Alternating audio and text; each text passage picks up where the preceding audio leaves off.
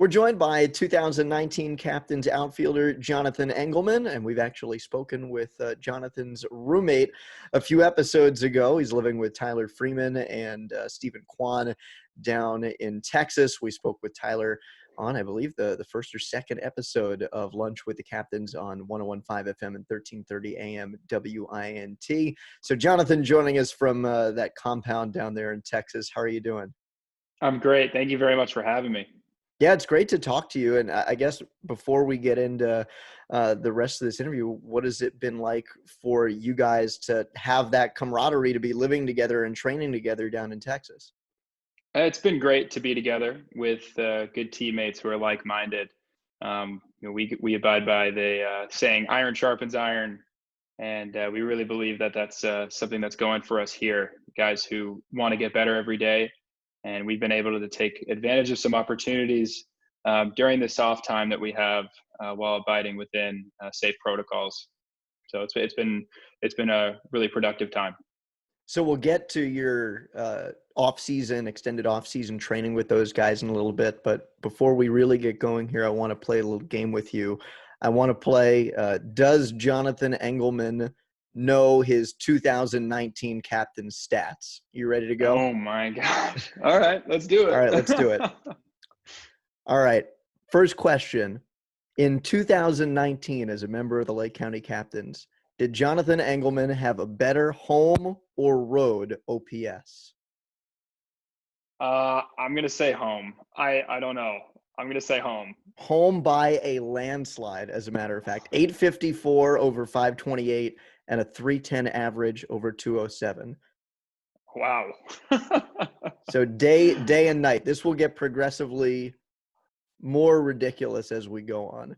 Day-night splits. Your day-night average. Were you a better average hitter at night or during the day? At first blush, I'm going to say daytime. I like hitting in the day, but that's just my first answer off the head. Completely splitting hairs here because you were 259 at night versus 258 during the day. Oh. So absolutely almost no difference. You were a better day hitter by OPS 730 over 683. All right. Better with runners in scoring position or runners in scoring position with 2 outs? Oh boy. All right. Well, I'm going to just go with the confident answer and say that I'm better with 2 outs, but I'm not saying that's realistic, but that's what I want to be. You know, you want to be the guy to get the job done with 2 outs, but I'll submit that one. I could be wrong here, but you were indeed better with 2 outs by OPS, okay. 954 over 865. So you were a good clutch hitter last year. Runners in scoring position with 2 outs. Thank you. I it's an expectation, right? Guys are on base. It's good to know I did something. All right. So here the next few are ones that I'm going to assume you definitely know like the back of your hand. You've probably studied these, you know these dead cold. What day of the week did you have your highest average last year? Oh, wow.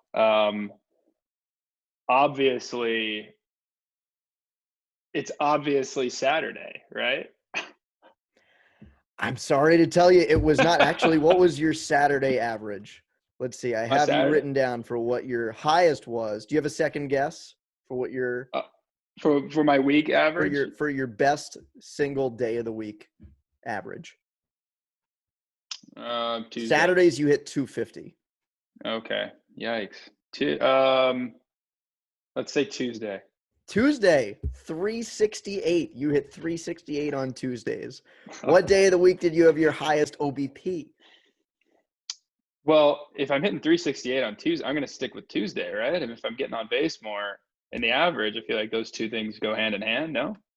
Almost. It was your second highest. You had a 400 on base. You had a 480 on base on Thursdays. Go figure. Wow. Okay. Do you have I'm sure you have an explanation for this. Why Tuesdays versus Thursdays? You're a better average hitter on one day, on base the other day. Did you do something different? That's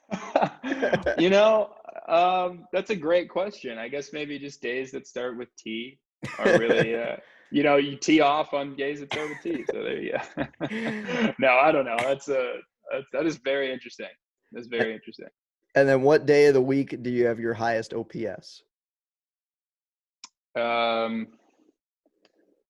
All right. Well, let's stick with because my on base was really high on Thursday. Let's stick with that.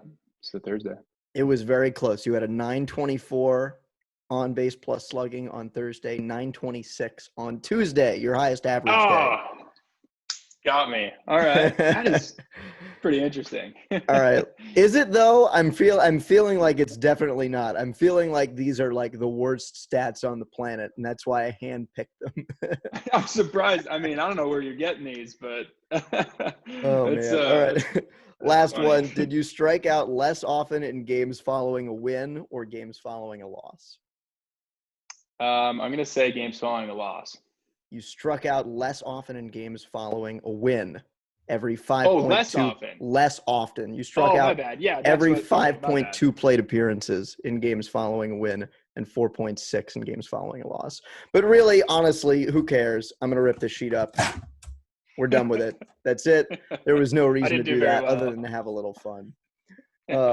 So like we mentioned, you're hanging out in Texas with your guys, Tyler Freeman, obviously captain shortstop last year, and Steven Kwan, who's a guy in the Indians organization as well, outfielder in the Indians organization. I'm assuming you're not working on having a better on base percentage on Wednesdays and Fridays next year or this year, whenever it is we play again, right? So what are you guys working on? What's your training situation like? We've actually been able to utilize some resources that we've been able to have here on a weekly basis. We go Monday through Friday.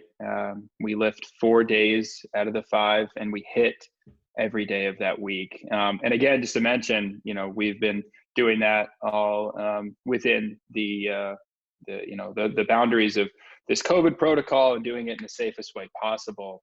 But we've been able to link up with some guys, including Dustin Schaefer, who's a coach at Tex Elite Baseball, who has a batting cage there and has been very gracious to open that up to us in hours that no other people are there, so we can practice social distancing at the same time.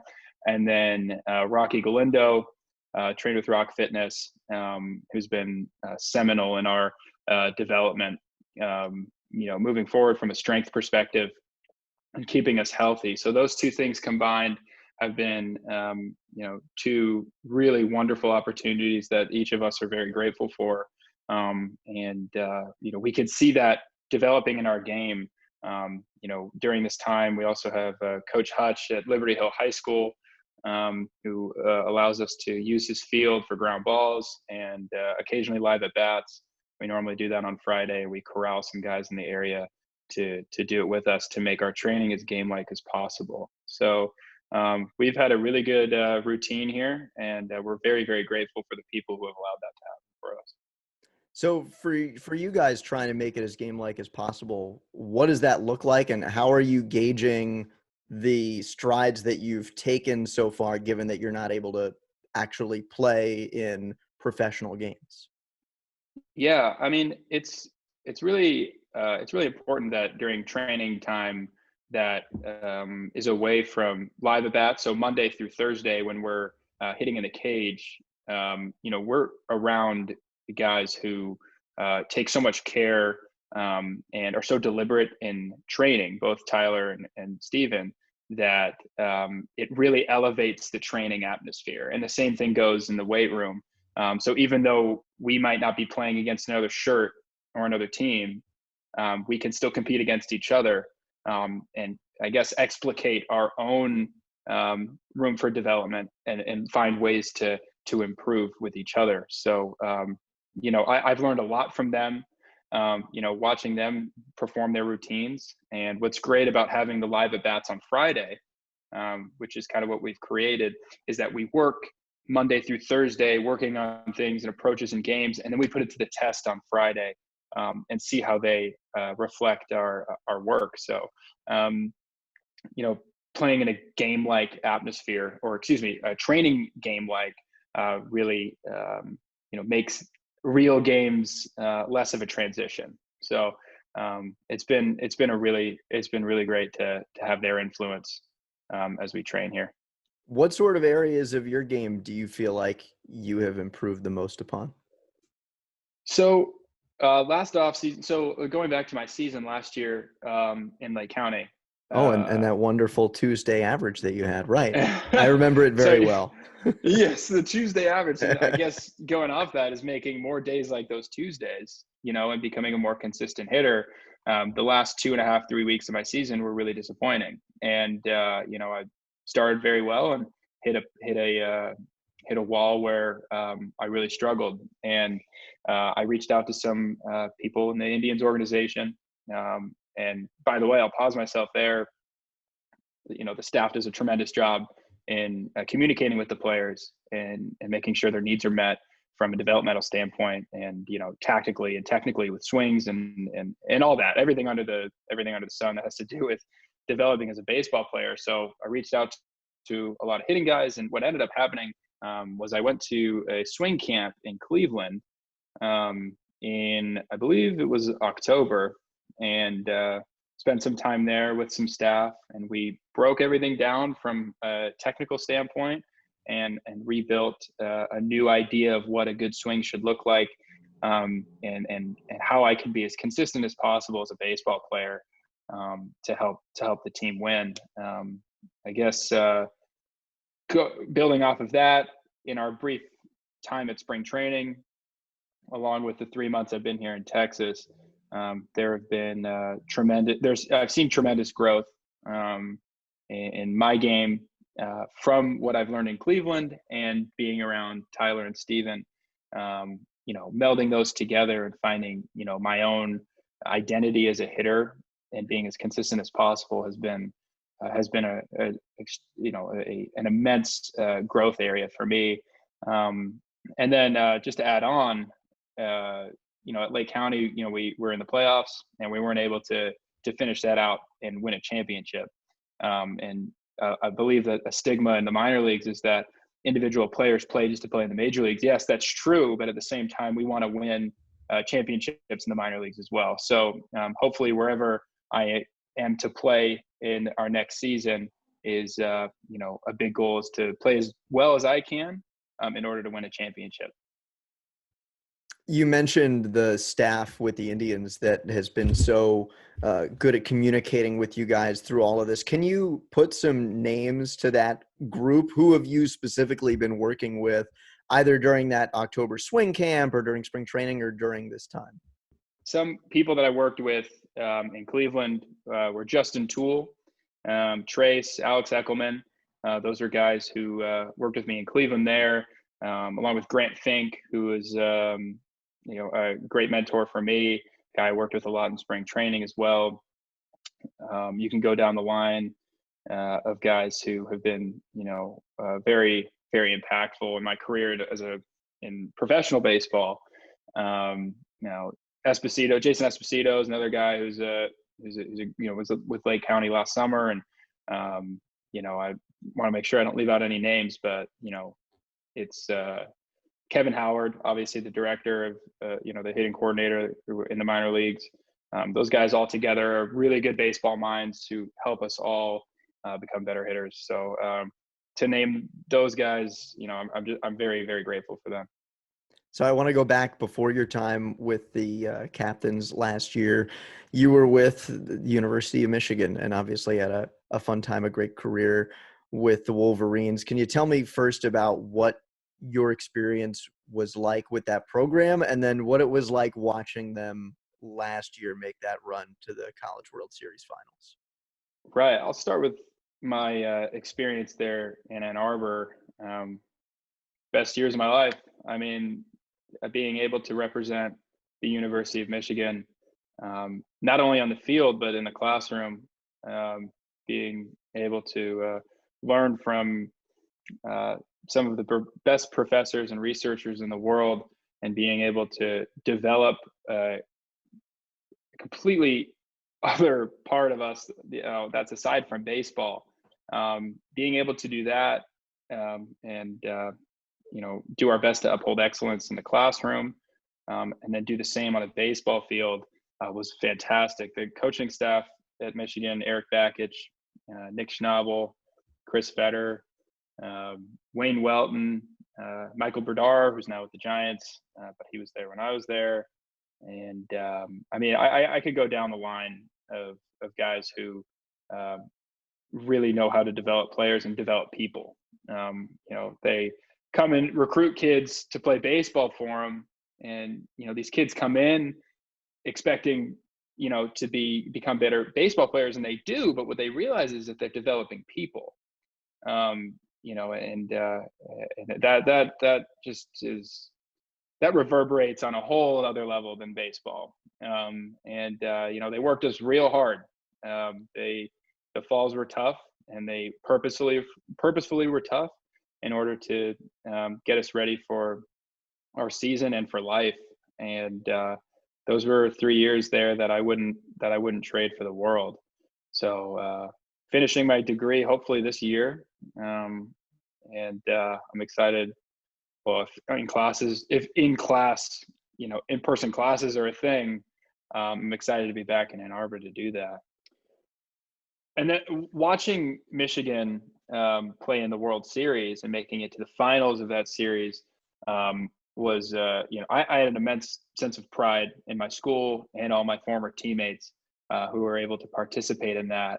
I mean, there's so many layers to watching and being able to support them in that run. I'm just so proud of the coaching staff. What Eric Bakich has done to that program in order to elevate it to a level that he has pushed for and expected of us for quite some time.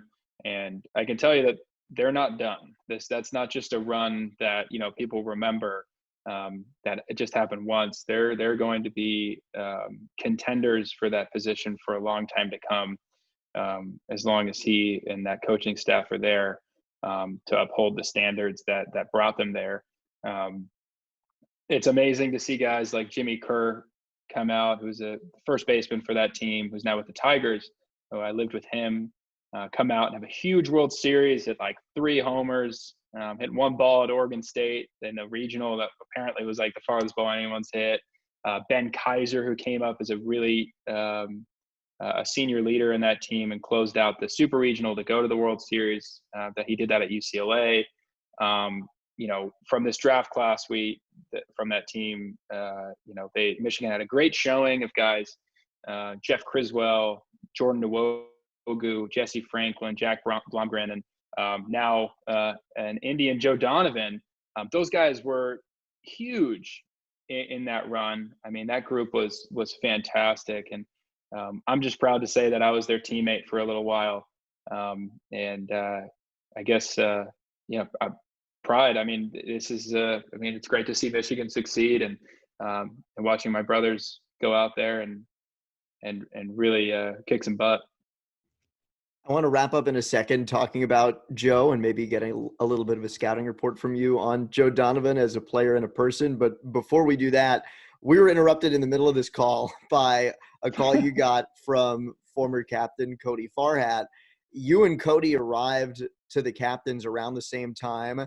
And a few days after you both arrived, Texas Tech, his team, played Michigan, your team, of course, in 2 huge games in the first round of the College World Series. It was game 1 of the College World Series, correct? And then it was the elimination game with Michigan coming out of the winner's bracket, Texas Tech out of the loser's bracket. And then your hitting coach, Jason Esposito, is a Vandy guy, and there's Vandy guys all up and down the Indians organization. So what were those little mini rivalries like, watching the games through that lens? It's great. It just contributes so much to that clubhouse atmosphere. It brings everyone together. And Cody and I are great friends. And I remember earlier in the year, Michigan actually played Texas Tech in a 3-game series, and they were swept in Lubbock. And I remember we had a deal going. Whoever won the series had to wear the opposing school's shirt and put it on our Instagram story. And I lost the bet, and I'm a man of my word, so I did it, and it hurt. I hated doing it.